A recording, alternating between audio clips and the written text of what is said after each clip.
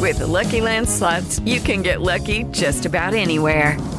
This is your captain speaking. We've got clear runway and the weather's fine, but we're just going to circle up here a while and get lucky. No, nothing like that. It's just these cash prizes add up quick. So I suggest you sit back, keep your tray table upright, and start getting lucky. Play for free at LuckyLandSlots.com. Are you feeling lucky? No purchase necessary. Void where prohibited by law. 18 plus terms and conditions apply. See website for details.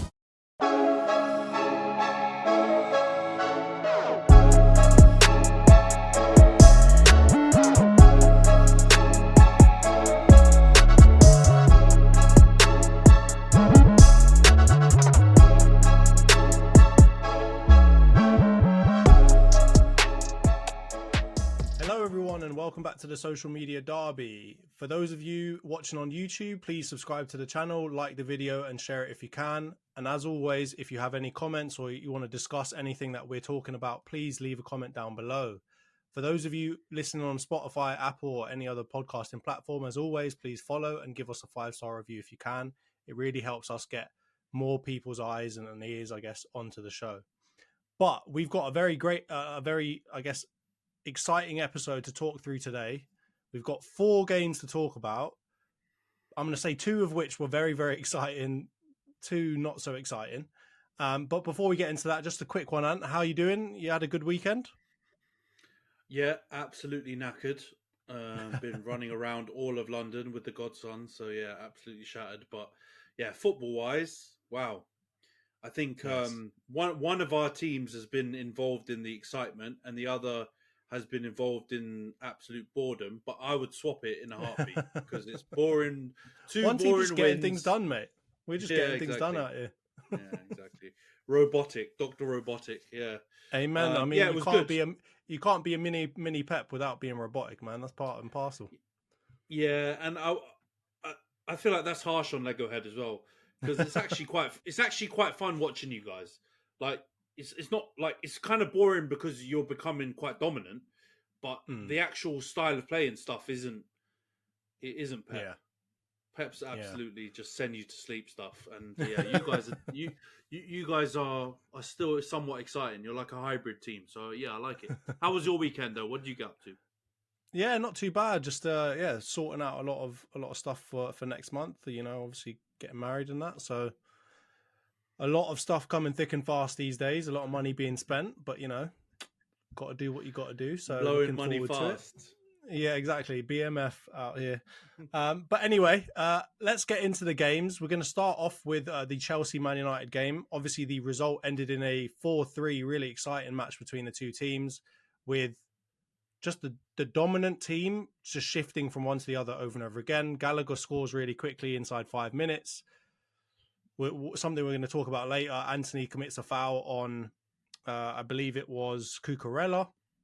That gives a penalty away. Palmer puts it away as he always does. Cole Palmer and all that. And then somehow Man United at like the 30th minute turn it on. Garnacho and Bruno score, make it 2-2 going into half time. And it's all up for grabs really. Antony, cheeky little Trivela assist, one of the best assists I've seen this season to set up Garnacho for a 3-2. And then I don't know what happens from there, mate. It's just a blur from that point on. I guess you guys just your fell out again, and they managed to get a late double with one penalty, which again contentious. I know that you're gonna talk about, and then just a deflected shot that was just horrible closing down from your team. But let's get into some of the important, let's say, topics. I'm going to start with this one because I know that you and I differ in our opinions. Antony foul on Cucurella, penalty or not? Yeah, I'm 100% that's not a penalty. But at the same time, I think I've softened a little bit because I understand what you're saying. Your stance was it's soft, but it gets given. Antony's kind of a bit stupid to even put his foot kind of near Cucurella, which, you know what, I don't even disagree with you. Like, I don't disagree. All the penalties that Man U have conceded, and sadly I can say all, in the last week, have been kind of similar in that way, where our defender has done something which has opened the door for a dirty, scummy cheater to con the ref into making it a penalty. And in this case, I actually quite like Cucurella. He's absolutely hot garbage and shit player, but he does amazingly to sucker the ref into giving the penalty for that. So I'm not like, I hear your point on that. You're not biased though, you dirty that's not a penalty. But I get it. Antony's an idiot as well. Like in that game, amazing going forward, stupid as hell doing that. Like I will not differ from your opinion on that. Antony's an idiot for even allowing Cucurella to let his floppy hair fall on the ground like that and get the penalty. But for me, I get it. I saw the angle or the one that because obviously you shared it about 5 times on the bloody WhatsApp chat. But I've also seen the other angles that's going around everywhere on Twitter where Antony's legs planted, but he doesn't actually make contact with Cucurella. Cucurella flops. And of course, from the angle you sent me and the one that was on Sky, people give penalties for that. And I don't even blame the ref. Like, if there was no VAR, I'd go, you know what? He's done him. But what can the ref do? So like, he do can you only think see that it was from clear one and angle. obvious? Like, do you think it was clear and obvious enough for it to be overturned? Yeah, but we all know VAR. that. No, we all know that this clear and obvious stuff is. What's clear and obvious? The only clear and obvious I've ever seen since VAR has come in is the Luis Diaz onside debacle at Tottenham Hotspur Stadium. That's the only clear and obvious I've seen. Everything else is either not a penalty, not a goal, is a penalty, is a goal, but it's not like, I don't know, what we're using as clear and obvious. For me, that's never a penalty. And we've had 3 penalties given against us in these 2 games we're about to analyse. And I don't think, spoiler alert, you can skip forward now. I don't think any one is a penalty. But this one is not a penalty for me. So I didn't actually see the goals go in. I can't remember what I was doing, but I was doing something else and I wasn't actually watching the game live until... No, I think I just had internet issues or whatever, and I couldn't get to see the game live. And by the time I joined the game, it was 2-0, and you were sending me chats saying, "Oh God, like Cold Palmer and all this kind of stuff," and we're flopping it. So yeah, I don't think that was a penalty, man. I know you're about to say you think it is, but I would say no pen. And VAR is a disgracia for not overturning it. So yeah, all right. I'm going to give my alternative perspective on this, and obviously, for those listening, please let us know if you agree or disagree with me, because I really don't know which way is up at this point when it comes to penalties or fouls, right? But I mean, the point I make is, right, yes, Antony is so stupid for putting himself in a position where Cucurella is literally running diagonally away from goal to the point where he's not even really a threat. He's very stupid for putting himself in a position for it even to look like from any angle it was a penalty, because when you're running at that pace, everything looks, especially in real speed, everything looks like it's a penalty, even if you don't touch anyone, right? And we've seen a lot of disgraceful penalties given where you barely touch people. I think a good example is like the Mudryk one that Chelsea got, I think the game before that against Burnley, right? I think it was Aston or whatever got sent off for what, in my opinion, wasn't a penalty either. Running at full pace again, right? So that's my first point. But do I think that's enough for someone to have a penalty given against them just because they were in a stupid position? No, theoretically it shouldn't be enough. The referee should know what's what and not give it. My point, I think I'm coming around to it a little bit on this, is there's really like a couple of main questions you have to ask, right? Number one, was contact made? And if it was made, was it enough for the man to go down? That's the first question that has to be asked whenever a penalty is given or we're talking about penalties. Number two, did he touch the ball? And if he touched the ball, was it enough to dispossess the player who had the ball? Because it's like the Gabby Jesus penalty that we'll get onto later, right? Tariq Lamptey touches the ball, but he doesn't get the ball away from Gabby Jesus, and Gabby Jesus would have gone on and got it, right? So my point is, if he touches the ball, it doesn't really matter if he hasn't dispossessed the player, especially if he then goes through and smashes the player and takes him out of being able to go and get the ball. So in my opinion, it really comes down to those two things. Did you touch the man? And if so, have you stopped him from running on to get the ball? Number two, have you touched the ball? And if you did, was it enough to dispossess the man from the ball? And I think if you can answer those two questions, and let's say, did you touch the man is a yes, did you touch the ball is a no, it's a penalty.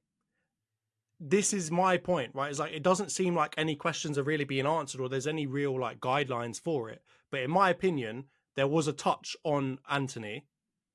And in this day and age, if you touch anybody, it appears to be a penalty. Oh, sorry, yeah. And Antony does he touches Cucurella. And if you touch someone, it's in this day and age, you can't leave it up to that kind of decision, because if you touch them, you're probably going to get a penalty given against you for the most part, right? So I genuinely think under today's rules and under some of the penalties I've seen this season, that probably belongs with them.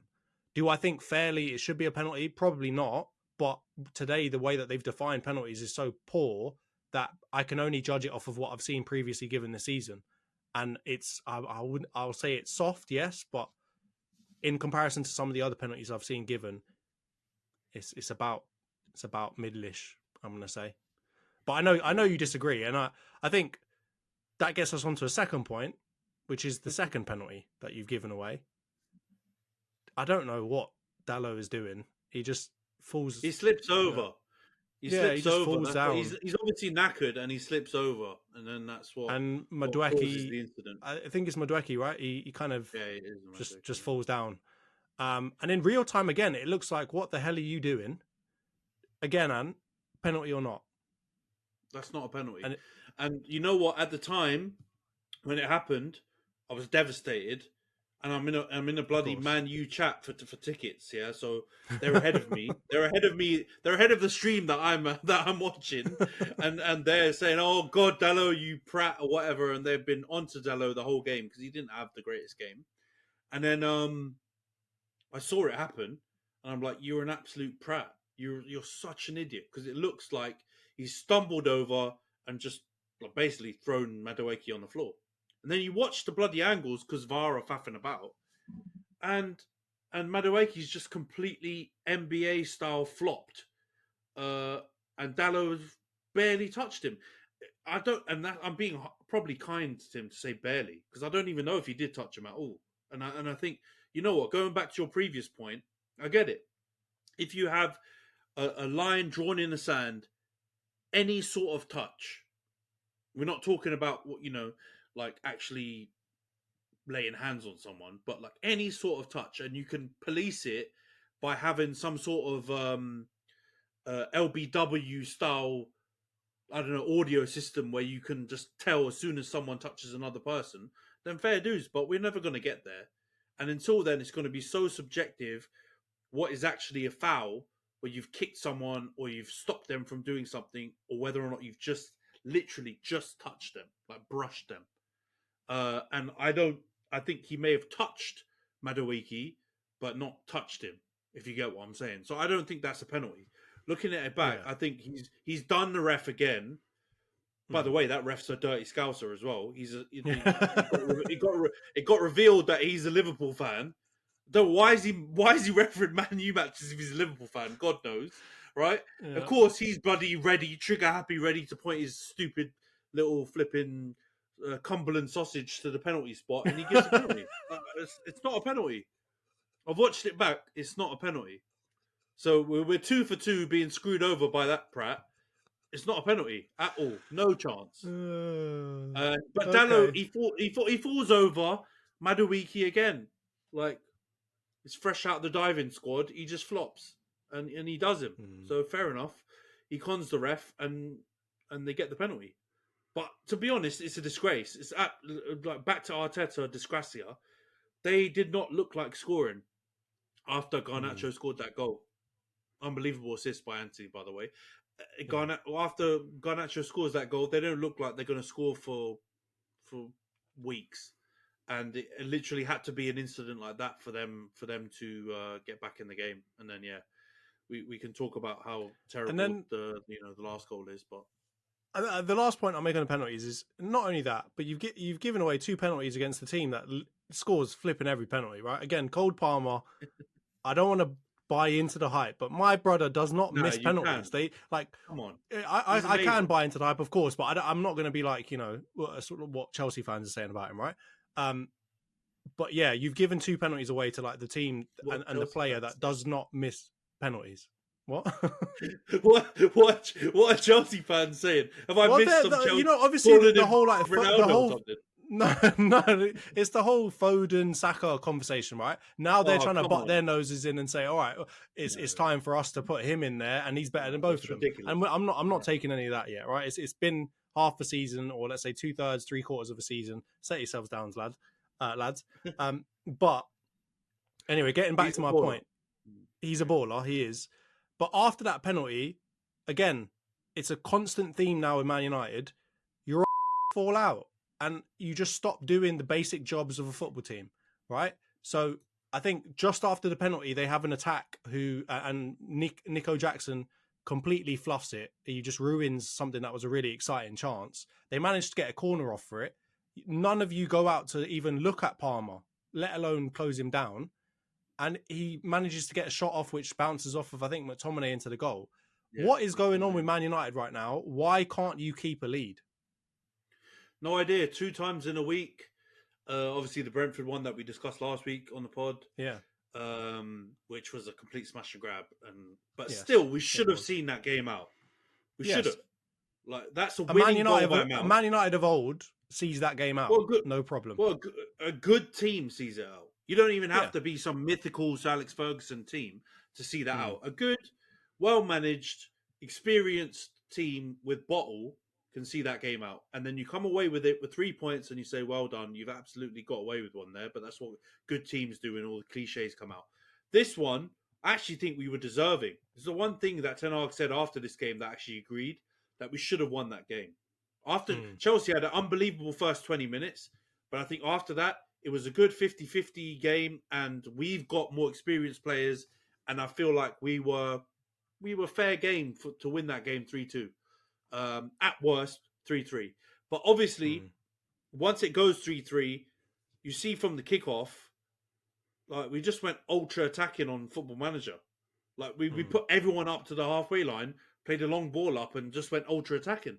And that's where the chance that comes straight off, like feels like 10 seconds after the goal, that second chance comes, where you say Nico Jackson fluffed it, but Harry Maguire puts an unbelievable block in. And you know I'm not someone to give Maguire loads and loads of praise, but that block was unbelievable. But then, like you said, just like the loss of concentration, loss of bottle, just everything. Just naivety. I don't know what they're doing. Like Cole Palmer has basically torn Dallo a new one the whole game. He scored 2 penalties, which I know you're the penalty police. You hate it when we judge penalty goals, right? So it's not like he'd been playing amazing, but they were penalties that he scored. Don't close him down. He's the one player. It's not like they went and left bloody Axel Disaster, unmarked or something like that. They've left their best player. Go and close him down. Yeah. But they're just faffing about. You can see it from the goal that we conceded against Liverpool today. Our organisation defending from corners is abysmal. So I think that plays a part. And I think we kind of bottle it, to be honest. And it's interesting because we've had so many of these games. Like, I feel like we can repeat this kind of rhetoric on so many games this season. It's just, a leopard doesn't change its spots. And that's what we are. We're the bottling leopard. We're not going to stop that until we change the players. And so that brings me to an important point, right? Bottling. We talked about it a lot with Arsenal last year, right? We bottled it. Is it the players or the manager? Why? Like, who is the cause of you guys being 93rd minute and letting 2 goals in, or 90th minute and letting 2 goals in? Who gets the blame for that?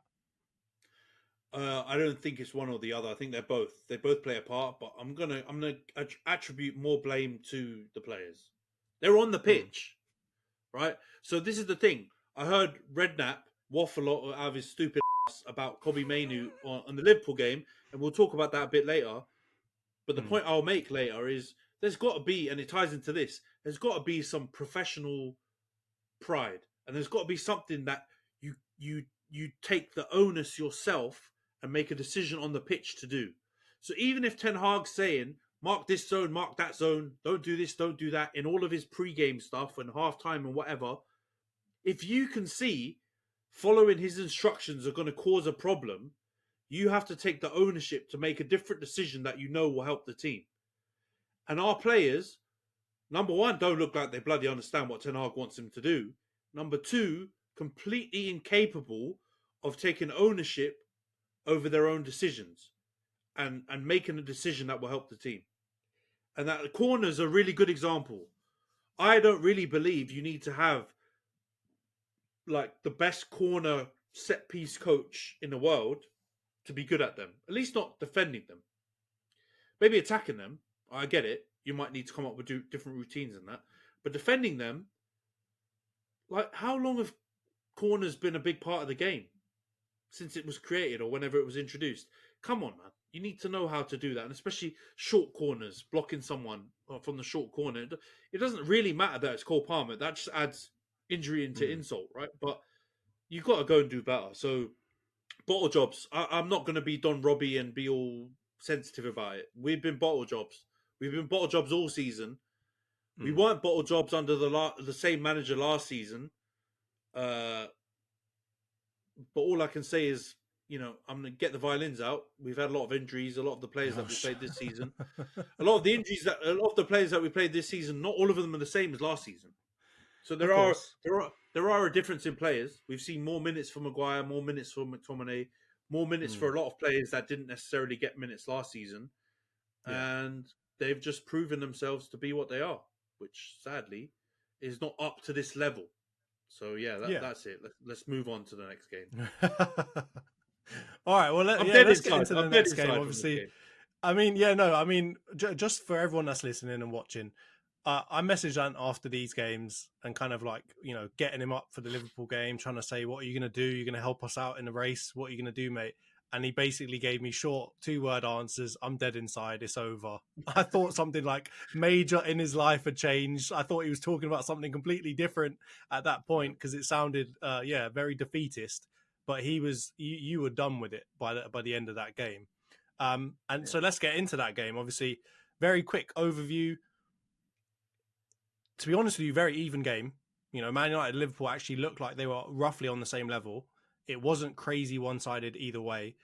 Liverpool are obviously dominating kind of the first portions of the game. And Luis Diaz goes and gets a goal. Every single time I put him in my FPL, he never scores. I put Salah in my FPL now. He's doing nothing until he gets a penalty. And somehow Luis Diaz scores. Shocking marking. I'm gonna have to say that. We'll get into it a little bit later, but not good marking to just let him run off, basically. Casemiro just falls over for no reason.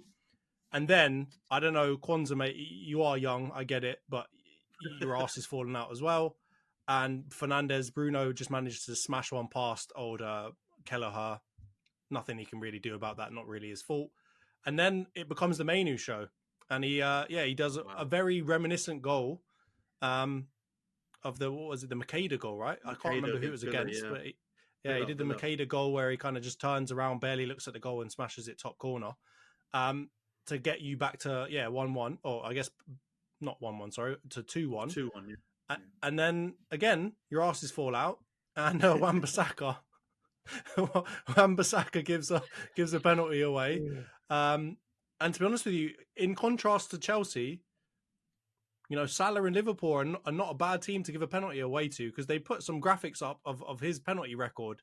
Good Lord. And I'm talking about that from the perspective of having Saka in my team. You know, he misses a penalty every now and then. But my God, Salah's penalty record is absolutely disgracia. But he manages to score it. Onana doesn't seem to be really very good at penalties, generally speaking. And then from there, kind of the game, I think Liverpool are getting on you a little bit from there, but, you know, you managed to hold out to the end. Let's get on to the first one, right? We've talked enough about penalties. Let's talk about Mainu, mate. First goal, is it his fault? Yeah. So to get back to what I said earlier, Redknapp was waffling. That was Mainu's fault. And I get it. That may not have been his instruction to man mark. Who was it? Diaz. It was Diaz, wasn't it? Yeah, it was Diaz. Yeah. And the reporter at the end of the game obviously was asking him questions about it, which is a bit stupid, isn't it? He's obviously not going to say, I've effed up completely. Yeah. and was more alluding to what Redknapp was saying, that it wasn't his job to mark Diaz, but just take ownership. He's your man. Like, what are you doing? Follow him. Like, and there's this ball watching bollocks that our defenders have been culpable of for seasons now. It's not a Ten Hag problem, because Wan-Bissaka's been one of the worst players at it. When people say he's so good defensively, I've always said he's good one-on-one. You can't say he's good defensively, because that means he's like really good at positional play, smelling danger, doing the right decisions, marking, all the other things that are part of defending, which Wan-Bissaka is not good at, by the way. And he was the number one culprit for not, picking up his man, or drifting in too soon, or not, following his runners. Yeah. And Mainu did not.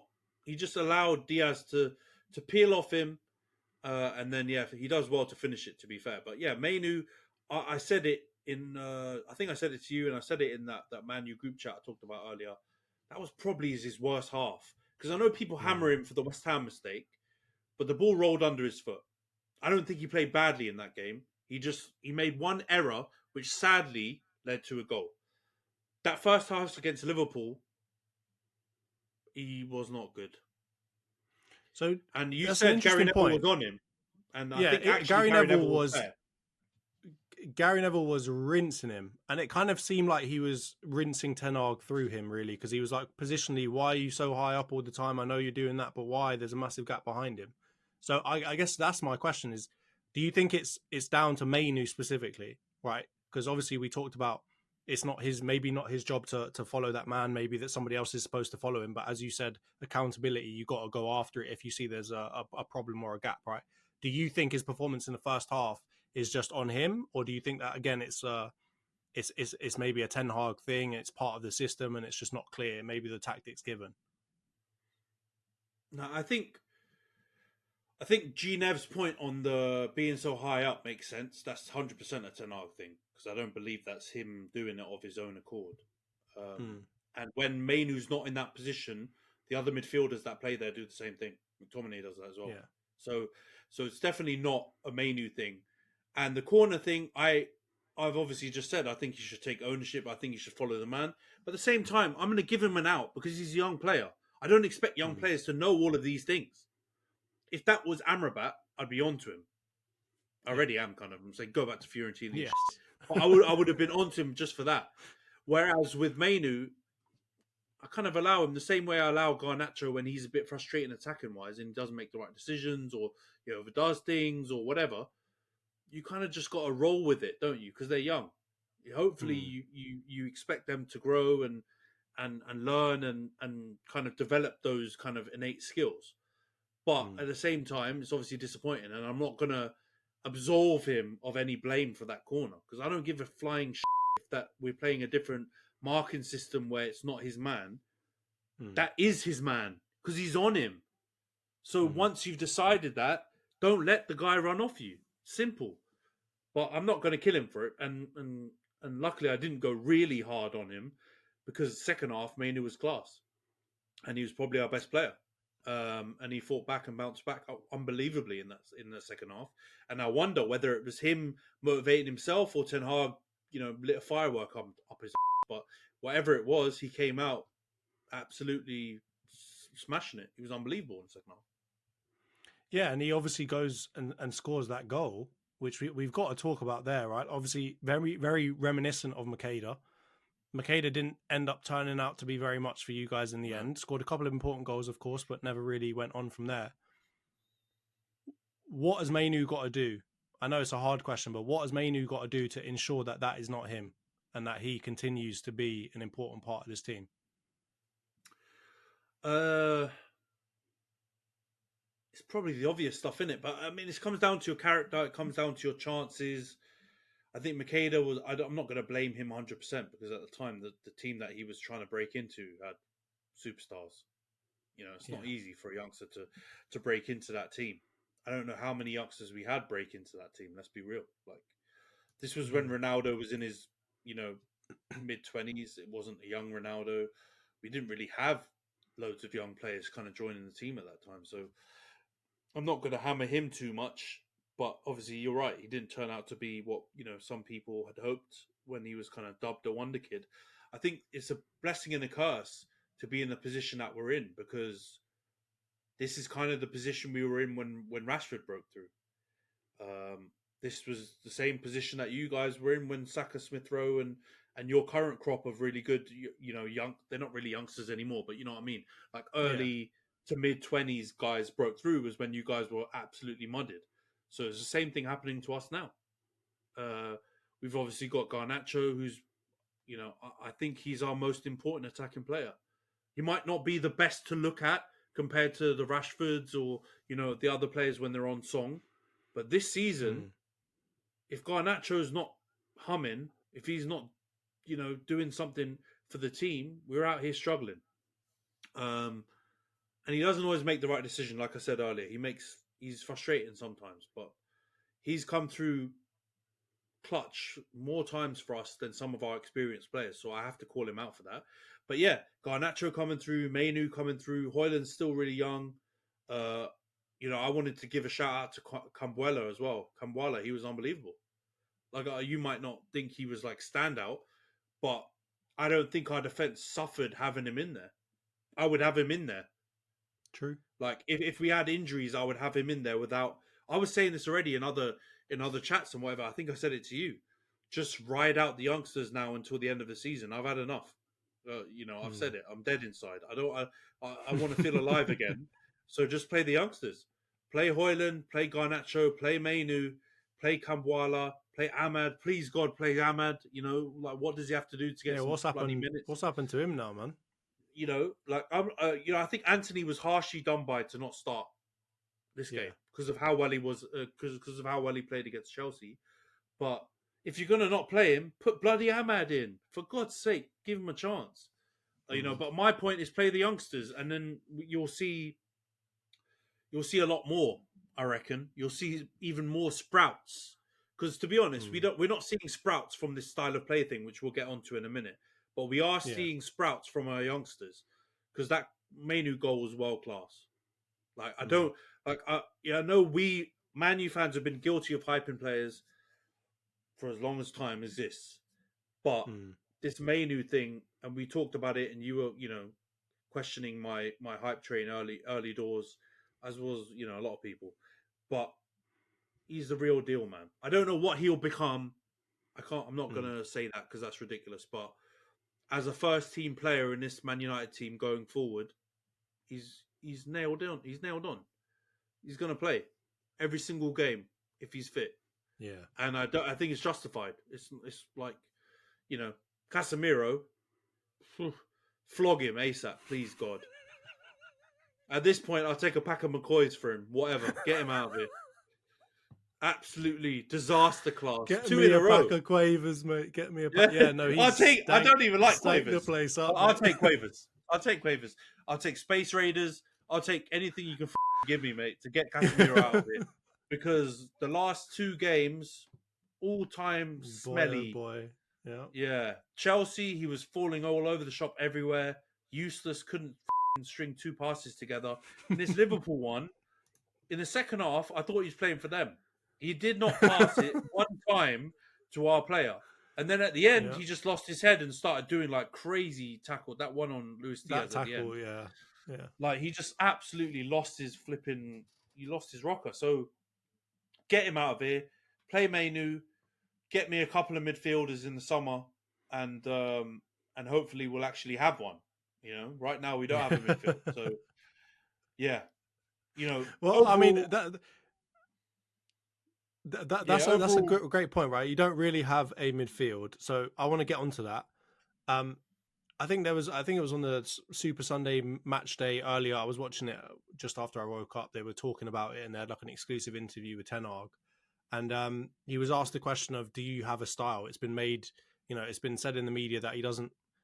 No one can really see a style coming out of him, and I think he was quite just in general in his media appearances recently. He's been very defiant, right? Like, we are great, we're positive, we have a style. And he was very clear to say, we have a style, we want to be dominant in and out of possession, and we want to play out from the back. My question to you is, mate, is he talking out of his ass again? Or is that true? All right, so he's half talking out of his ass and half is true. So that's why I've conveniently dubbed him Eric Fivehag, because half of it's true and half of it's because I get the pressing high up stuff and being aggressive when he talks about that. I see that, but only our attacking unit do that. There is no midfield, and then our defense, we've suddenly got a defensive low block. And I'm not going to bore everyone because I talked about it last week. We've talked about it ever since, like, I think Carragher did a deep dive on Monday Night Football, whatever, and pointed out the Grand Canyon size hole in our midfield. That is what he's doing. I'm trying to be a bit more understanding in that he's obviously got data, and I've talked about it before, that supports this idea. But logically, it makes no sense, and you can't do it. So long term, sort yourself out. Find your other 5 hogs and come up with one consistent style of play that actually works and where you don't have 2 completely disconnected units on the pitch. Yeah. Because that attacking unit, I like it. We've scored many goals where our attacking unit has suffocated and pressed people, even against Liverpool in the FA Cup. Our first goal comes that way. And a lot of chances that I think we should have scored from come that way. And we've done it a few times in other games. But there's no midfield after that. So if we are not successful doing that, which, to be honest, high pressing, ultra aggressive football, the percentages of success are not high. We're not talking about like a 50% success rate. We're talking about like a 15 to 20% success rate. So the other 80%, you're completely exposed, which is why we're facing all these shots. And I've talked about it again till I'm blue in the face. So yeah, if you want to call this a style of play and you want to say that this is the way that you want to play, then boy, we've got problems, not only with the player, we've got big problems with the manager as well. But he's the part he's waffling about is the low block part. And like you can't say we're 100% a style of play based on just our attacking unit. Our defensive unit says otherwise. All of those Dons are camped in a low block in our defense, trying to block shots. And they're encouraging shots. So, that part of what he's saying, he's unfortunately for myself and Man U fans, I can't be backing that. He's talking absolute shit. But for the attacking unit, fair dues. I get it, and people can't deny that our attacking unit does do that. The problem is it's defensive. There is no midfield unit that doesn't exist. Number one, which is a bit worrying, and then number two, our defensive unit are scared shitless of the ball over the top and having to defend space. So I can't see how a manager's going to make this work. Well, so here, I think my point, before we move on, obviously, because we've got other things to talk about, but the point I'll make is you have one of the lowest goals scored records in the league, right? Like it's not good. And it's part of the reason why your goal difference is so bad. But I think the reason for that is most of your goals have actually come in this latter part of the season, or not latter part of the season, but more recently, right? They weren't there from the very beginning.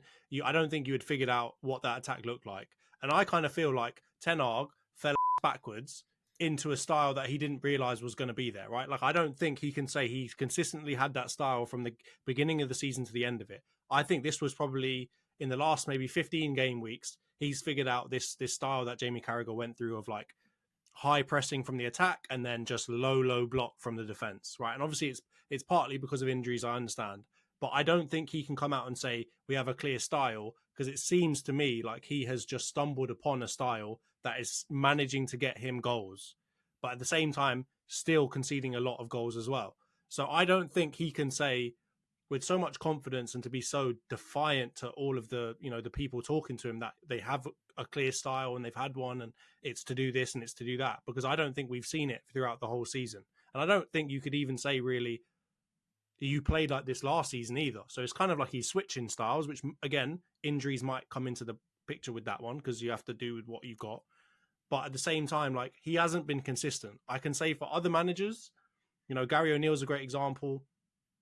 And obviously they're smaller sample sizes now, but these are managers that you've seen a more consistent style over a long period of time. Even when injuries came, they still were doing that style, and maybe they're not as good, but they're still doing it, right? De Zerbi's a great example as well. He's still trying to do it at Brighton. It's just not working out for him when he's got Ferguson injured, João Pedro injured, Matoma injured, Solly March, and all these other guys, right? So obviously the execution of the style is a bit worse, but there's still a consistent style across all of it. And I think that's where Ten Hag needs to give his head a wobble and say, I understand why people are telling me I don't have a clear style, because I'm switching left and right every 5 minutes based off of the injuries, which I don't think, generally speaking, is the right way to behave. I think you should be training all of your players and giving all of them experience in the style that you want, right? Not just saying, oh, he can't play it, so I'm never going to let him play it. No, keep making Maguire do those things, right? Yes, he's looked a little bit more solid, but mate, you're going to flog him anyway. Just try it. Or, as you said, sack him off and get Kambwala in, because I think Kambwala is fast enough to play balls, to defend balls in behind him. So what I'm saying is, like, he doesn't have to do what he's doing. He's chosen to do what he's doing because he thinks he's made the decision for his team. They can't do it, which I think, as a manager, is the wrong way to go about it. It's, Ange Postecoglou, when he's got bloody, I don't know who even had, like, Skip or whoever it was, when he was just like rife with injuries. He was just saying whoever he wants, just, you're going to have to play that way. Sorry, mate. Typical mate type thing. But anyway, let's go on to my I guess my very last point before we move on to the Arsenal games. Ant, top four still alive, dead? What are we saying? Mate, this horse is dead. We've talked about this. Don't bring this up again on any more future podcast weeks of this season. It's dead. We're not getting top four. We're scraping 6 now, to be honest, because now Newcastle and West Ham won in this game. We can have closed the gap down, so we're holding on to 6th. The only outside chance is Villa are looking ropey, man. They're doing some weird stuff. So if we can get anything and we fluke 5th and that becomes a Champions League spot, I'll kind of be angry if we do that, because we don't deserve it. And but at the same time, we need the money and we need Champions League football for many reasons. So I'll have to put my anger to the side. But yeah, no, I hear you. The last thing I'll say on that is it actually might solve a problem for Ineos, though. If you guys don't get into it, just let, is it Nice that he owns? Whoever it is, just let them get into Champions League or into European football, and you lot can just jog on. No worries. No, that stuff, whatever it is. That stuff's rubbish, because if they make him do that, they've allowed RB Leipzig, they've allowed like City and their teams in. So that's not realistic, is it? If we both got in the Champions League, we'd be fine. They've let us in. But we stink. We're not getting top 4. Let's just hold on to 6th. And I said it to you on the chat. If we can get 6th and win the FA Cup, you know what? This season has been an all-time stinker. But if we can do that, and I can get to see the youngsters play more ball than some of our washed players that we need to sell, I'll find some sprouts. It would be like you guys finishing 8th, and you seeing something decent from the team. That's how it will feel for me. It's terrible. Yeah, I mean, like, if your all-time stinker season is coming 6th and winning a trophy, then everyone else is in the mud. Because when Chelsea are in their all-time stinkers, they're finishing bloody 12th or 10th, or whatever it is. Page 2 type dons, and we're in 8th consistently. So you should count your lucky stars that if that's a stinker of a season, mate. Come on, anyway, big club, isn't it? Big club. There's levels to this. But let's get into your games then, because I've had enough of my cry fest. We'll do this really quickly, because we're into the boring section, aren't we? We've got through all the juicy stuff in that first 40 minutes. We're into the snooze fest. But you guys played Luton. I think it was it on Tuesday? I think it was on Tuesday. Early one. Or maybe it was Wednesday. But you played them early doors. Very routine. I'll say that. Very like much when we go through the events of the game, Odegaard scores a really good goal. He kind of has this weird like slice finish, but it seems on purpose. And the goalie has no chance. And then second goal goes in pretty swiftly after that. Hashioka scores an own goal. Sorry for that, my Japanese brother, but he actually had a decent game, but there's nothing he can do. And that wasn't anything he can do about that goal anyway. Nah, Nelson was going to tap it in anyway, so it was going in off him or Nelson, so it makes no difference. But kind of rest of the game's routine. Close it out 2-0. Rested players, which we'll get onto now. No Rice. Saka wasn't even in the squad. Were you happy with that decision to kind of rest the players, or were you a bit worried when you saw that the lineup go out? I mean, I'm very happy with it because I've said it the whole time this season, right? Especially about Saka.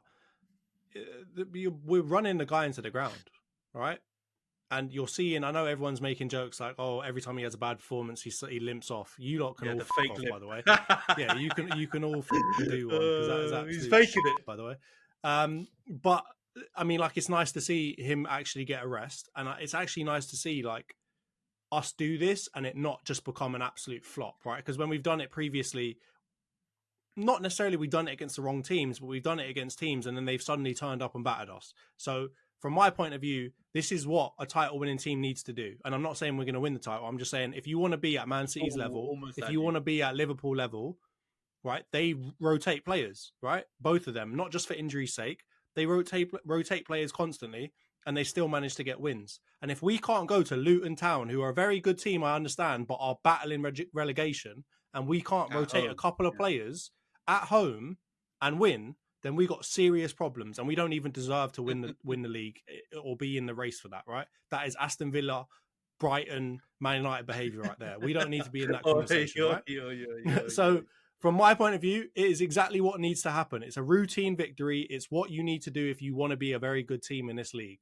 And from my point of view as well, Reece Nelson, Trossard, Smith Rowe, and Partey are not a bad rotation, right? Reece Nelson looks exciting every time he gets on the pitch. Trossard, my God, you know what? Bumhole eyes, I love you, mate, because you've come into this team, not made a big stink out of the fact that you're not playing every single game, right? Off of a very good season for Brighton, right? We all got to remember he was one of Brighton's best players at that time when he left, right?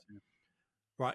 And he's come in and not said, oh, I want to play every game, and not made a big fuss about it. And every single time he comes in, he has an effect, right? I'm thinking in my head a couple of games where he's been wasteful on the ball and really from a defensive standpoint has annoyed me a little bit because he gives the ball away in really stupid areas and then we end up losing or a goal gets scored, right?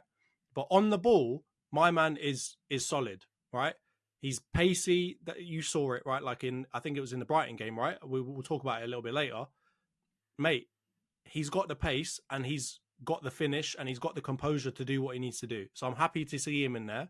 ESR, you've got a song for a reason. You've come in, you've done a beautiful job there, right? Like that Hashioka goal, it's ESR. He's the one that forces that in there, puts a ball into a really dangerous area, and really Hashioka has no other option. And to see him get like all of the applause that he got from the fans when he came off in the 85th minute, it's just beautiful for me to see, because I thought, honestly, his time was over. I thought, really, his time was over. And I know we'll talk about it a little bit later, but Partey as well, you know, Chargy, I know you're probably going to have to leave us, and probably rightfully so, but you're not a bad player. You still got a bit of life left in you, and you're not a bad backup to Rice and Georgina. Exactly, yeah. It might. Well, I'm not even going to comment on that, right? But anyway, it's good to see all of them get minutes, because they, you know, obviously, I think Trossard out of the four of them has got the most minutes so far this season. So this is what we need to do. It's what I expect to see, and I mean, let's move on, because outside of that game stank. Yeah, no. Well, I mean, it wasn't the most entertaining game, but we kind of called it. We talked about it. I said you're going to rotate players in that game. It's not going to be the most fluent performance, but I reckon you'll get the job done. But it won't be like a Tonkin. But in the end, you kind of got closer to the score. We'll talk about the predictions a bit later. But yeah, it was a good performance, man, and I agree. Smith Rowe, love him. I don't know why I love your players, but I really like Smith Rowe, and I don't really want him to leave. But I do want. I hope Arteta plays him more. I think he could. Yeah. He should be in and around the England squad if he does, because I think he's got talent, and he's very effective in the final third. I'll put it this way: he doesn't do all the flicks and tricks and shit that other players in your team might do, or the ones that everyone raves about in world football. But when it comes to impacting the final third, scoring and setting up goals, he's there, man. And when he's in form, he can have a really good impact. So yeah, big up Smith Rowe, man. I've got a lot of time for him. Let's go on to the next game then. You talked about it a little bit just now. 3-0 away at the Amex. I'll run through the quick kind of big events in the game. Saka scores the first goal from a penalty spot. We'll talk about this in a minute. Jesus wins the penalty off a Tariq Lamptey foul. Havertz then scores a second with a real striker's finish, to be honest. Something that we haven't seen too much from Havertz on. So we'll also chat on that in a little bit. And then Trossard wraps it up with a weird kind of was it in the last 10 minutes or something? Like kind of counter-attacking, un-Arsenal-like goal where you suddenly spring on a team and he's like one-on-one with the goalie with one pass. And does pretty well to score like a little dinky finish. He kind of does this weird celebration as well. Considering he's going back to his old team, I don't know if there's is there love lost? I can't remember. I think he was beefing. He got booed, wasn't he, when he left? Yeah, and he also got booed quite a bit when he came on. So, all right, so that's like Mount at Chelsea, when they're being all harsh on him. So fair enough. You can celebrate those, I think. So yeah, you get the win 3-0. Very comprehensive display, man. I have to be honest. You guys played really well. But let's get on to the penalty decision, since this is like the episode of pens. Why not let's get on to one on your side. You kind of alluded to it earlier. This one was a bit different than the Man United ones because Lamptey does technically touch the ball. Is it first before he touches Jesus? I'm not sure. It's kind of like at the same time. Or, he slices the ball and then takes out Jesus, yeah. So do you think that was a fair decision to give the pen, or you kind of talked about it earlier? Like, there's a bit of criteria that you might want to use. You think it's a fair pen, to give? Yeah, and I think the critical point about this pen is he didn't dispossess the man properly. Like, if he had got the ball and smashed it out for a corner and took out Jesus in the process, I don't think we'd be talking about this. I think it would have gone out for a corner, and maybe the ref might have had a word with Lamptey and said, you know what, settle yourself down. You don't need to be like wiping him out like that. But the fact that he kind of sliced the ball and kept it in the same path, and Jesus clearly would have got onto it afterwards because there was maybe a defender 3 meters away. I think that plays into it, because at the end of the day, if he was still going to go and get the ball, and you've stopped him from doing that by absolutely like lamping him, excuse the pun, then it's got to be a penalty in my mind, right? And I think Jesus does an absolute like world-class job, and I don't know why Lamptey is so naive, because Jesus has got somewhat of a left foot, but he's cutting in. He's cutting in to do something. He's going to do something. He doesn't typically just... he's not Martinelli. He's not just going to run and then cross. Right? He's going to run, stop, flap about a bit, run again, stop, and then do something at the end of it. So Lamptey's really naive for doing that. And he didn't really need to do it. It wasn't a super dangerous position. It's a lot like the Antony pen, right? Like, he was going nowhere, really, in my opinion, right? Even if he would have got the ball afterwards, it wasn't going to be a clear-cut chance. So from my point of view, I think Lamptey deserved a pen given against him in that point, because he did get the ball, yes, but this ain't 1995. That don't matter anymore. If you take out the man, it's a penalty. So I think, like, from what I heard in the commentary boxes and stuff like that, there wasn't really too much discussion around it being a pen or not, because of how much contact he made with Jesus. I think if he had brushed Jesus, I think again he would have got away with it.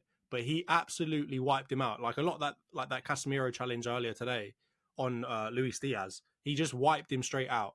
Like, it wasn't a red card, it wasn't anything like that, but he just took him straight out. It was like shin on shin, you're going down, mate. So I don't think Brighton can complain that much about it. And I think in De Zerbi's interview afterwards, he was just like, yeah, that's a penalty. Like, why are we talking about this? Let's move on. What did you think, mate? No, I thought it was a pen. When I saw it, I was actually just shocked that Lamptey was so stupid to make that decision. Like, it looked the way I felt the Wan-Bissaka one was on first glance. Because when I saw the Wan-Bissaka one, I thought, you're a fucking idiot. Why have you done that? You've just slid in, made a thumb decision, and wiped him. And yeah, then obviously you watch the replays, and I don't think it's the case. I think Harvey Elliott's completely bought that, which we didn't really talk about, by the way. Dirty, stinking scammer. He's done us. That's not a pen. But the Lamptey one, I think, was a pen.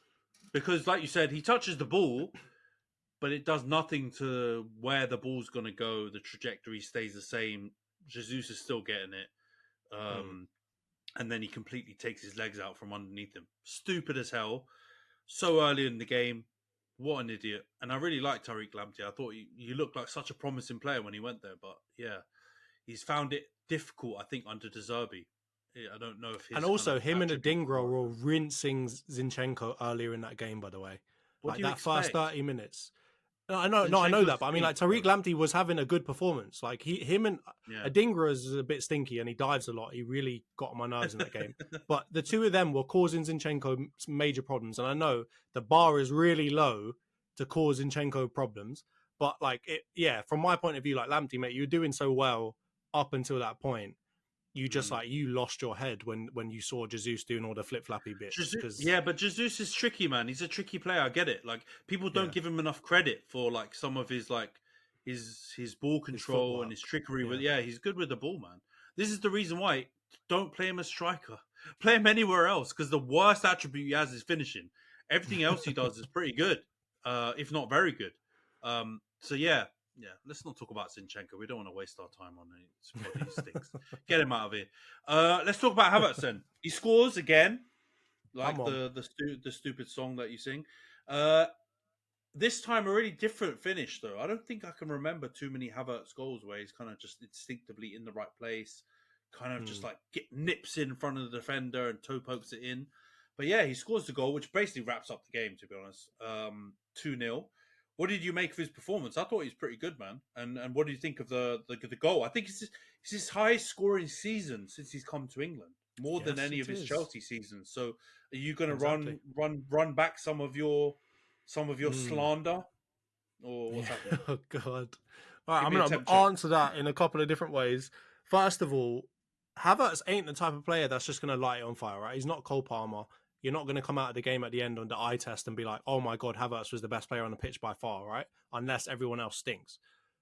With Havertz, he's just like doing his job and he does it over and over again and it breaks down the team. And it part of our style, like I said before, we finally managed to be able to show a different style. And I think he is so critical to that, right? I'm not going to be like one of the tacticos on Twitter and say, oh, he does all these things off the ball. Even when he looks crap, he's doing all these things off the ball that make him such a great player. But in that game, he really caused problems, man. Like, again, he gets, you know what he's really good at that people don't talk about? He's a very good tactical fouler, right? Like, he manages to break down. He manages to break down, like, some somewhat promising attacks just by being a bit of a shithouse. And I think it's perfect because no one really notices it and he mostly gets away with them, right? Unless it's Newcastle and he's pushing managers and doing whatever else, right? So I think that part of his game is also massively underrated. So overall, the performance, I think, was an 8 out of 10, but I don't think you're going to get a 10 out of 10 out of Havertz. I don't think you're going to see him score hat-tricks, light the world on fire, meg people and all this other stuff. Now, on the second point of running my points back, like my, what did I call him? I think I said he's flop of the season, right? I changed it as well because I had somebody else. I think I had Richarlison or somebody else first, and I changed it to him when we kind of revisited at half season. I'm an man. I'm not gonna go and say that I'm 100% wrong and he's been like revolutionary, but he's definitely not flop of the season, right? I think he's above average in terms of a signing for a team this season. I think he's not the best signing I've seen this season.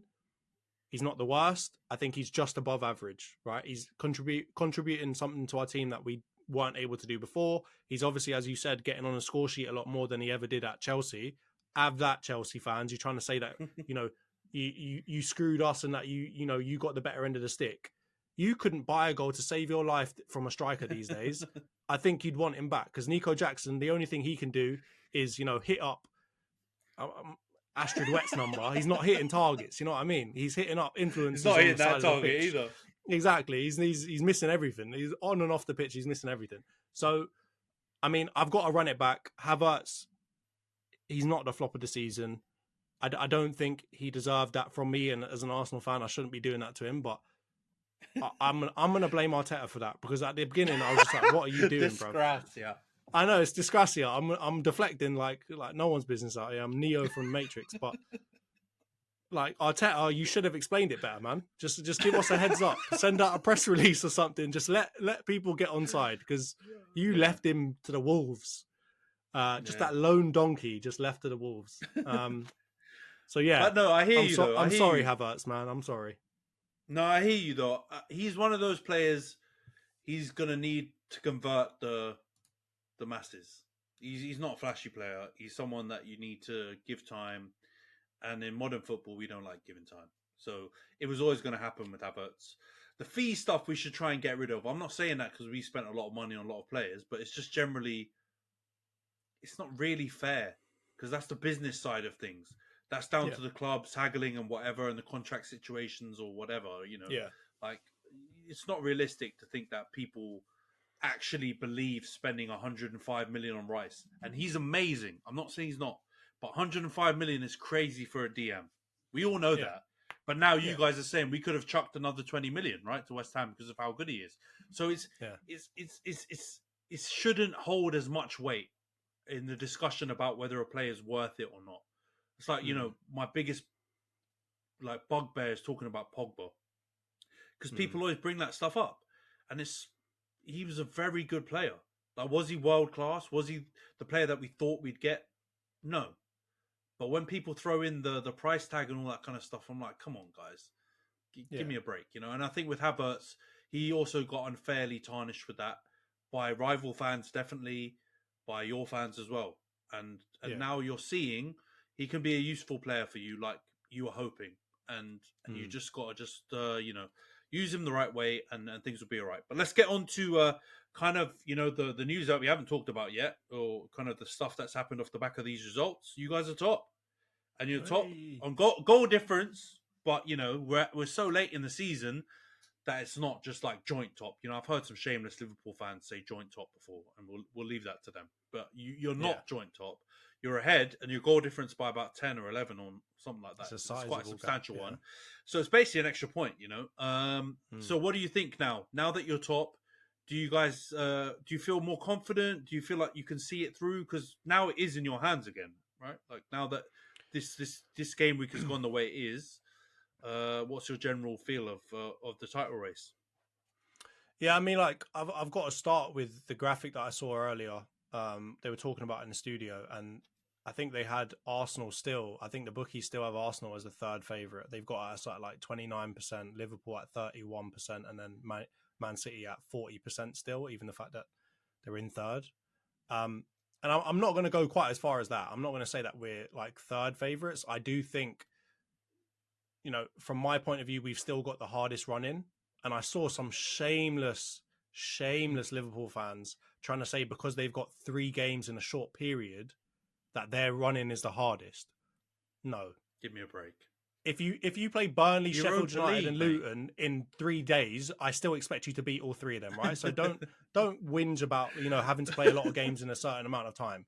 So, and not only that, you're playing at Atlanta as well. So like, don't try and add that into the mix, right? Because if it was Champions League, you would be talking about it in a different way, right? It's your fault for being so crap last season that you're having to play at Atlanta, right? So if you want to, sack it off like we've been doing for the last however many years, and then you won't have to play so many games, will you?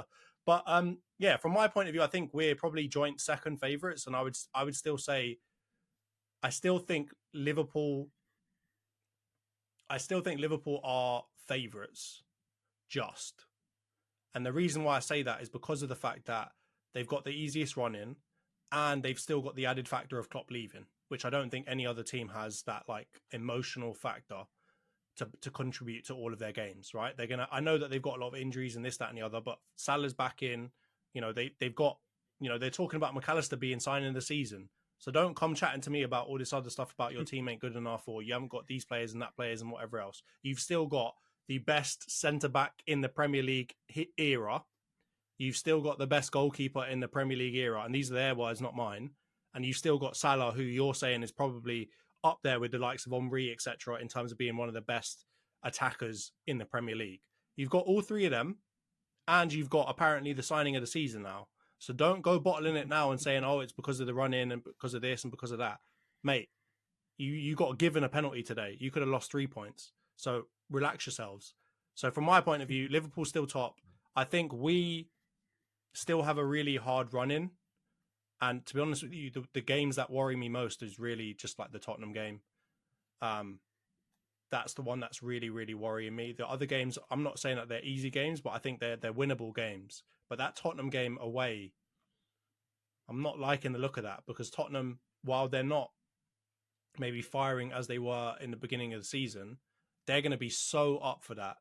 They're going to be so up for that. And you know what? I'm not going to go out there and say that, people are going to be giving games away or whatever.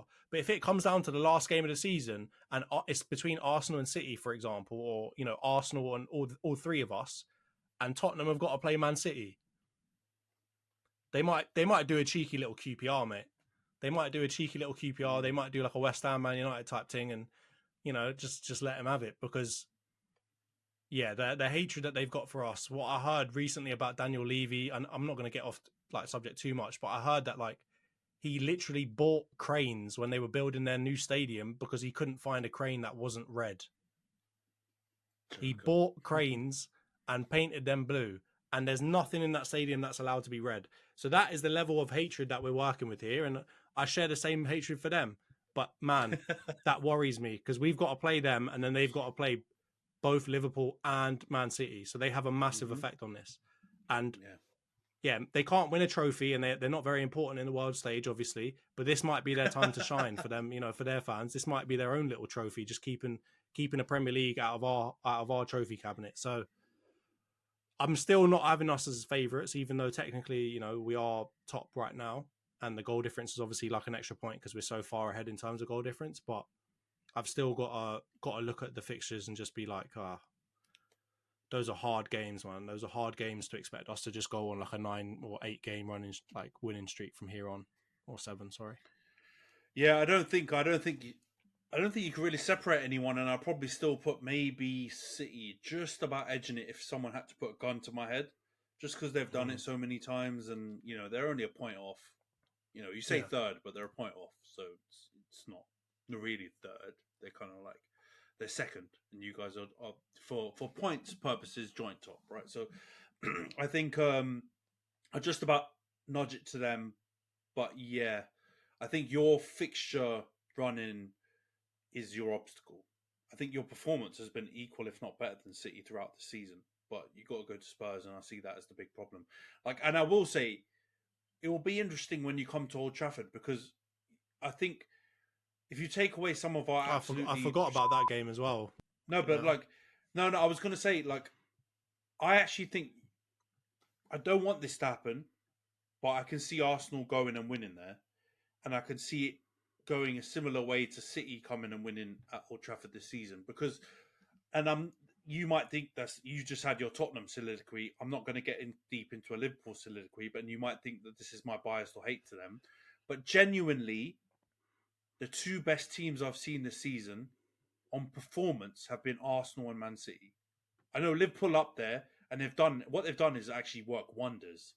And the amount of winning goals in the last few minutes is crazy. Saved so their many season, comebacks, basically, man. right? So many. But their performances have not matched that, and I was not moved by how they played. So I'm not going to buy into the Sky Liverpool love fest that was on commentary and everything throughout the game.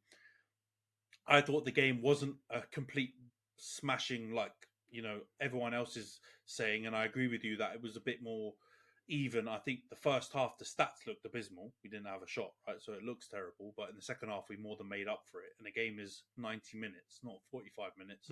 So I'm not going to just run with that rhetoric. And City gave us no chance, because when they got the opportunities, they took them, and they killed the game before we had a chance to even fight back. And you guys can do the same. So I think the Tottenham game will be your big thing. If you can come out of that game with a win, I might change my my predictions to you guys, because at the moment it's just heart saying Arsenal, because I want you guys to win it. I don't want those scummy clubs to win, but my head is saying City still, right? So let's see how it shakes up, man. It's going to be interesting. It's a great race. And I'm saying that through gritted teeth because I really hate all of your clubs. But, I thank God you're in there. Because if it was just those two again, honestly, I'll be looking for the closest bridge to jump off because I don't think I could handle it. But anyway, let's get into the prediction segment of the pod, Jonts. You've had a right old time of it with the predictions over the last couple of weeks. Yes, haven't you? I know you want to make crazy. You want to point this out. Go on, share your accolades. I mean, now that I'm thinking about it, and when people probably look at it, they're going to think I'm a bit of a bellend. But I mean, I predicted that we'd win against Luton. I think 3-1. We ended up winning 2-0. I predicted that we'd beat Brighton. I think 4-1. We ended up winning 3-0. I predicted that you guys would lose 3-2. You ended up losing 4-3. I mean, this Liverpool Man United one, it was a bit of a stinker. I think I said that they were going to beat you 4-1. You said 4-1. But yeah, we'll skip over that part because that game is just a weird game. If you look at like the results over the last like 6-7 fixtures, it's just the weirdest combination of teams winning by massive goal differences and so on. But yeah, man, I need to start betting on this. I need to get on Super 6. I need to do something because right now I am on fire when it comes to these predictions. And you better watch yourself because next season when we do scoreboards and forfeits for whoever comes last, you need to watch yourself because I'm going to cook you. Yeah, I think I'm going to be eating that like a spicy Dorito thing that people do the one chip challenge, innit? And be flaming my ass off because there's no way I'm winning it. I'm literally the opposite of Mystic Meg at the moment. Everything I touch turns to just the opposite of gold. So yeah. Stinkers all around for me, but yeah, let's get into the you've got 2 games this week because you're back in Champions League action. Huge game against Bayern Munich. We'll start with that on Tuesday. Bayern have absolutely been rotting it up in the Bundesliga at the moment, like losing to everyone. I think they were 2-0 up this weekend, lost 3-2. Tommy Tukes is throwing in absolute clangers after clangers. Harry Kane has had the same touch that I've had on predictions with his trophy cabinet in Germany because it looked like he's going to get nothing. And they've won everything before he got there. So, wow, feel bad for him. But what do you make of this game? Do you think form goes out the window? Because if you look at form, you should absolutely trounce them. But I know form's not always the case in knockout football. So what do you think that game is going to end up looking like, and do you think you get the dub? Oh god, I wish that we were playing away first. Just I need to get that in there. As much as the Porto debacle was crazy, like having the home crowd in the deciding tie is so much better. But okay, I'm gonna go for a 2-1 Arsenal win. I think we are. System-wise and off form, we are better than them, right? Because under Tommy Tuchel, their system has looked terrible, right? They've just got Kane slapping in goals, and they're just counting on like individual really good players, which they've got, right? Musiala, Kane, Alphonso Davies, they've got class players. So, I'm not going to say like Tommy Tuchel is working magic there because he's got one of the best teams in the world to play with, right? So, the issue I've got is those players are going to play. And how do you win against a team that's got a really good system that's really effective? Look at Real Madrid. You rely on players just being really, really good. And they've got the kinds of players that can do that.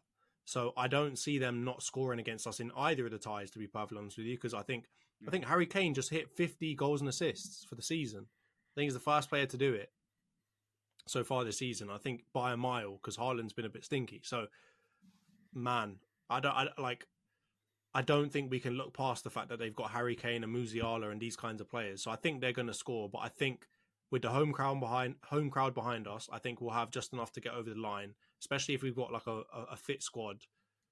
I'm hopeful. I think I'm going to go 2-1. Okay, fair enough.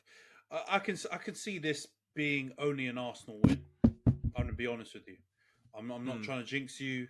I'm not trying to do any kind of reverse judge or anything like that. I can only see an Arsenal win. The problem I have is picking a score because I've gone for you guys to concede in the last couple of games, and you have not conceded one. So your defense is so miserly. But I feel like I've talked about this a million times.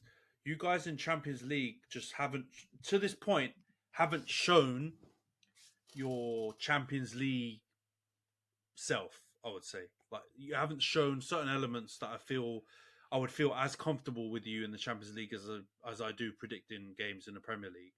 So I think you'll win, but it won't be smooth sailing. And I'm actually going to go 3-2, and I think they'll score. And if it wasn't Harry Kane, I would not dare to say you're going to concede more than one goal. But because of Harry Kane, I feel like you will. And I feel like you'll probably show a little few naive moments here and there, and Bayern are not the team to do that too. So I think who's you'll their win. right winger, by the way? They've got Sane, Gnabry, and Coman, haven't they, as their choice of wingers? So they've got ballers everywhere. That Yeah, no, I'm just worried about Zinchenko. Yeah, exactly. Don't play Zinchenko. That's what I'd say to Arteta. Get him Get out of the squad. Tomiyasu or Kiwi on the pitch, I beg you. Get any one of your defenders. Play 4 centre backs like you do in the league. Just don't play Zinchenko. Whatever you do, don't, because Sane, Gnabry, and Coman will all cook him to smithereens. So I would not let him touch a field. But yeah, I think you'll still score though.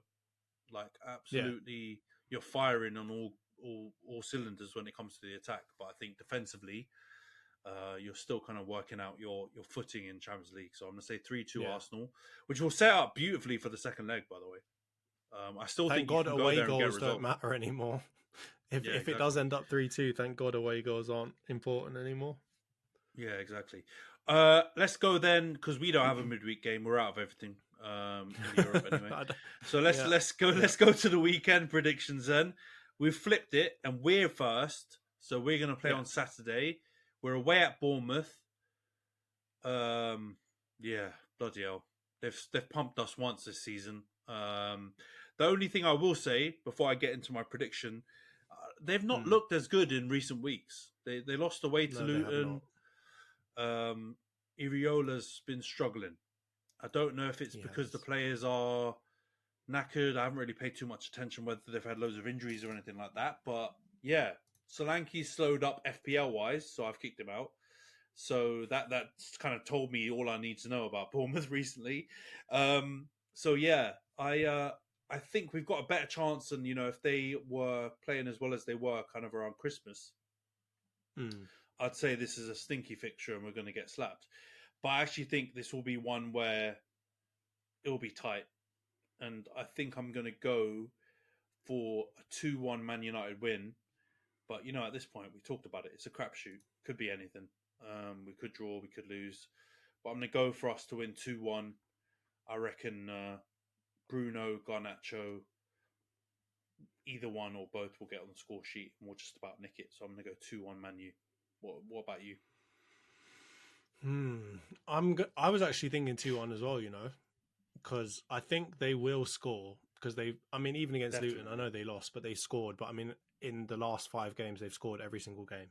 And they beat Luton 3 games before that. I think in the FA Cup or whatever it was, 4-3. They beat Everton. I know these aren't great teams, but they've beaten them. They've beaten Palace. So, I think you guys will bounce back. I don't think you can go this long without winning. So I'm going to say, I'm going to go for a 2-1 as well, And I think it will be, like a 1-0 United, then Bournemouth equalise, and then you guys win it, in the 75th, 80th minute, something like that. Yeah, that would not do well for my heart rate if we have to hold them to a lead again, because we haven't been good at that. All right, let's get into the Arsenal game then. You're playing Villa. Wow, what a game. No. Good evening. 2 big home games, isn't it? 2 big home games in a row. Villa themselves, we said it earlier, they've been shaking up a storm. 3-3 against Brentford. Brentford don't score 3 goals. What's going on? And then did they lose the game before that? I feel like they've been on they got battered by City, man. They went 1-0 up against City, and then just got absolutely slapped in the second half. Phil Foden show, I remember that. So to be honest, man, I'm going to go first on this one again. I actually think you guys will win 3-1, but I could be tempted to say 3-0. But I think I'm going to say 3-1 because Villa might nick a goal. They play on the counter. They've got pacey strikers and attackers, so they might be able to just about nick one. But I think this will be a relatively comfortable 3-1. Like, I see you guys doing something similar to what City did to them. Their form is all over the shop. Unai Emery's getting the shakes coming up to Champions League football. I think he's trying to sabotage it so he can get back into the Europa. But yeah, I think you guys are going to win 3-1, and I think it's going to be a bad evening for Unai. And yeah, Tottenham have moved into 4th now. I don't see Tottenham losing 4th. So they've got some hard games though. But I know Tottenham have got hard games, but Villa are making the routine ones look hard. So true. Villa have got you. I think Villa have got Liverpool as well. They've got Chelsea as well, which I know they've got Chelsea. Can or cannot be a hard game, depending. Yeah, that's still got Brighton away. Mate, they got Brighton away as well. That's not an easy fixture, and then they got Crystal Palace away on the last game of the season. So it's just not an easy run for them. Yeah, because Palace away is hard because City struggled against them today on Saturday. That new Yeah, Glasner guy's got them playing, a bit more attacking and a bit more kind of expansive football, which works with their players. By the way, I think Roy Hodgson did a good job to settle them, but at some point yeah, you got to unleash Eze and all them guys, isn't it? You can't just play defensive exactly. football. So I think that would be hard. I think yeah. So I think they're going to struggle, man. And I think if you win against Bayern, regardless of the score, that just keeps this form train going. And I think Villa are not Mm. the one to stop it. They're gonna get slapped. So I'm gonna say 3-1 Arsenal. What do you think, Johns? I'm going 4-1, and the reason I say that is because they got to play Lille in the conference on Thursday. So they've got a Thursday Sunday this week, which is not fun. I know that we've got a game as well, but obviously we're not playing that On close Tuesday, to though. the Sunday game. Mm. Exactly, yeah. So we got a bit more time to recover. I also think I can't remember who it was, but they were saying like his team choice against City was really weird. So I think he's doing some rotational weird things right now, and it's not really working out for him. And the fact that he's got a 2-game, Lille, and then it is at home for them, which is good. But I mean, the fact that they've got to play Lille and then got to come to the Emirates and play us, I think is going to lend itself to him doing some weirdness, because I think he's going to prioritize the conference as much as like getting into the Champions League is great. Going from the Conference League into the Europa League is still a step up from him, right? So it's still a positive, and I think he prioritizes over everything trophies. So I think, especially European ones. So I think he's probably going to go full strength against Lille and then do something funky against us, change up his team a little bit. So I think I can see us, because they already concede quite a lot of goals because of the fact that they play such a risky kind of high line. They've got, I think, I can't remember if it was the last game or against City, but they had some defensive calamities in that game. So I think we'll be able to do the same thing against them. So I'm going to say 4-1. I do think they'll score though, because Ollie Watkins is Ollie Watkins, and John Duran also didn't realize he was like 19 or 20 or whatever. I didn't realize he was so young, but he's like Colombian Darwin Núñez, man. He might hit one and smack it top bins from 45 yards out, or he might just absolutely rose-ed corner flag it as well. So yeah, I think they've got a goal in them against us, but I think we're going to have enough, and they're bad enough at the back that we'll get enough goals past them. Yeah, no, they're same as Spurs, isn't it? High line for life, just recklessly. And Exactly. when they play the big teams, I know they beat you guys. They beat City at home, but that was when they were at their peak. Like the steam train was going. And when they found it a bit stickier in recent weeks, they're not looking the same.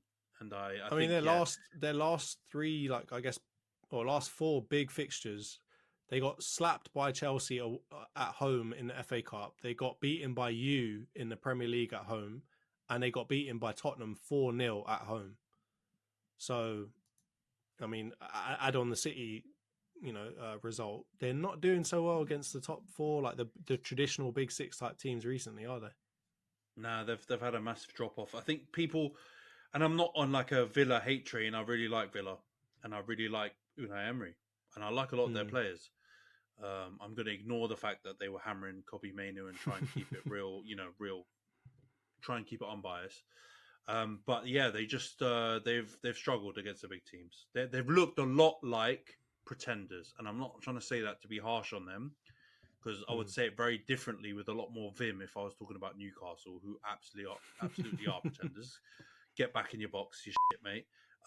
But Villa, I think they've done so well, and it's probably a bit too harsh to expect them to keep it up. Right? They're not built like some of the big teams. They're trying to get there, and they've done amazingly to get where they are at the moment. If they finish 5th or 6th, it would still be an unbelievable season for them.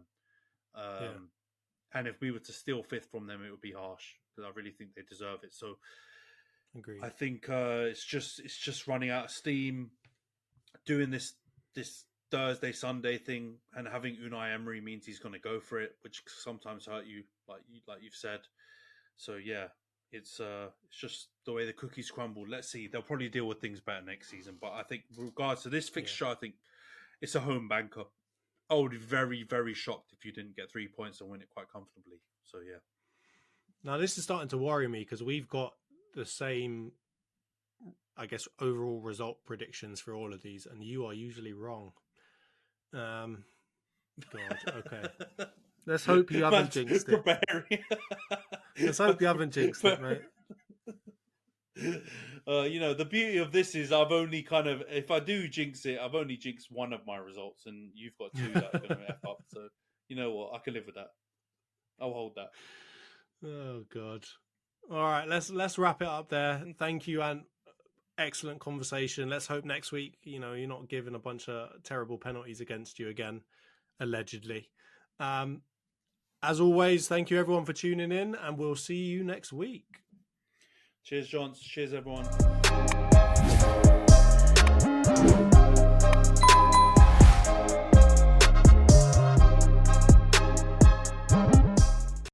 Sports Social Podcast Network.